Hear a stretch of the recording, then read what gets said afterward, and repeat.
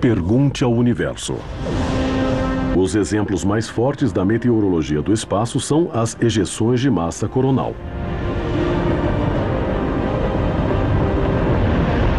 Elas são relacionadas ao ciclo solar e têm seu pico durante o máximo solar, com 2 ou 3 por dia.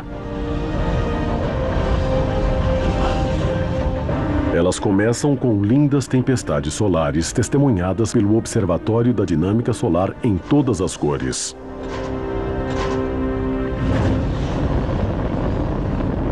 Um furacão de campos magnéticos cresce e gira, enviando arcos e fumaça de plasma em chamas milhares de quilômetros por cima da superfície do Sol. Às vezes, essas estruturas ficam estáveis por dias ou até semanas seguidas. E aí algo acontece que desencadeia uma liberação da ejeção de massa coronal. E de repente uma parte se ergue. E depois há uma imensa elevação e ela vai para o espaço.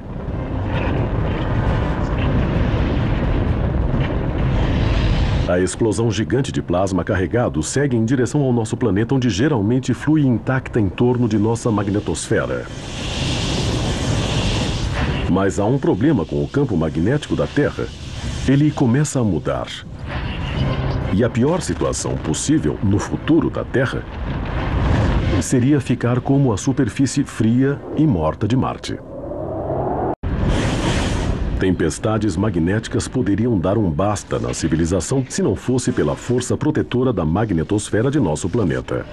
Se a Terra tem um campo magnético, outros planetas também têm? É uma questão vital, de acordo com a NASA. Porque as propriedades magnéticas de outros planetas podem revelar o futuro da Terra. 1, 0, lança! Foi lançado! Só com o início dos programas espaciais nos anos de 1960 pudemos detectar os campos magnéticos de outros planetas. E as descobertas são surpreendentes. Todos os 4 planetas gigantes, Júpiter, Saturno, Urano e Netuno, todos geram ativamente campos magnéticos hoje. O campo magnético de Júpiter é o mais forte no sistema solar. Sua superfície tem em torno de 10 vezes a força do campo da Terra. O campo magnético de Júpiter se estende por mais de 6 milhões e 500 mil quilômetros de sua superfície e tem a mesma função do campo da Terra. Vemos a aurora boreal em Júpiter e Saturno, com exatamente a mesma interação que temos na aurora boreal da Terra. As partículas do Sol ficam concentradas nos polos desses planetas através de suas magnetosferas e elas acendem a atmosfera como fazem na Terra.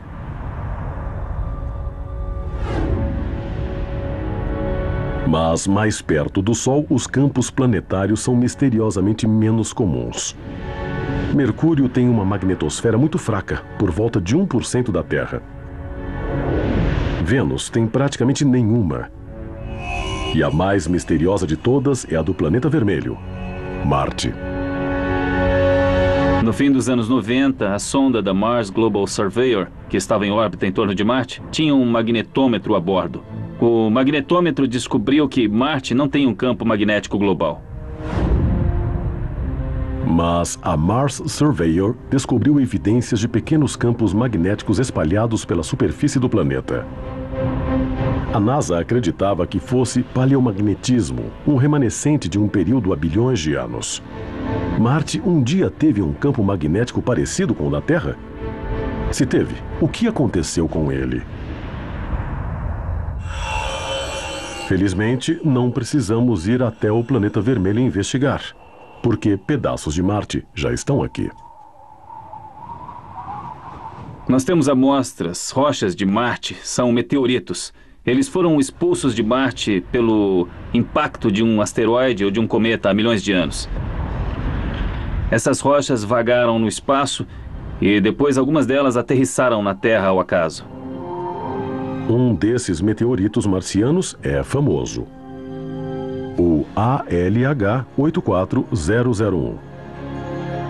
Alguns cientistas sugerem que ele contém restos de formas de vida antigas de Marte.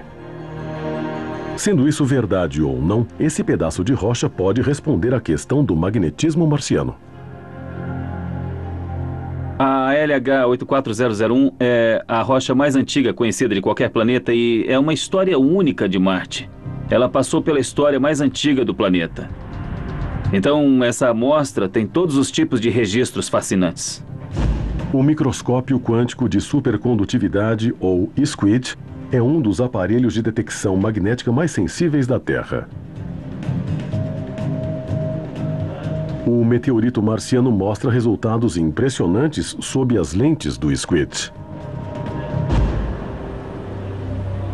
Mostramos que essa rocha é magnetizada. E o magnetismo, o paleomagnetismo, foi precisamente datado em torno de 4 bilhões de anos. Abaixo da superfície do meteorito há o registro antigo da magnetosfera de Marte. 4 bilhões de anos atrás, um forte campo magnético foi gerado por magma incandescente no núcleo do planeta.